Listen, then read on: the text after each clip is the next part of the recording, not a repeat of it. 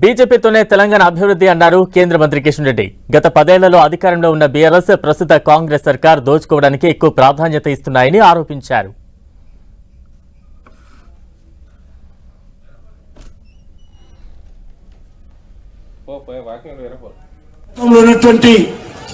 BRS ప్రభుత్వము కాయా పియా చెల్దియా.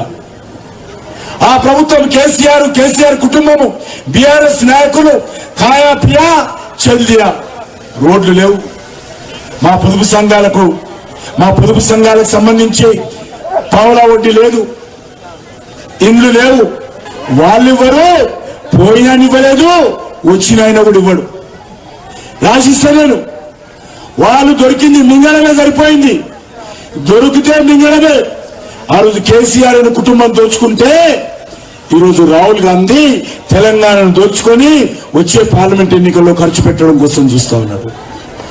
తెలంగాణ ప్రజలు కాంగ్రెస్ కు ఓటేసిన పాపాన ఈరోజు తెలంగాణ సంపదను దోచి ఢిల్లీలో కాంగ్రెస్ పార్టీ ఎన్నికల ప్రచారం కోసం పంపిస్తా ఉన్నటువంటి పరిస్థితి.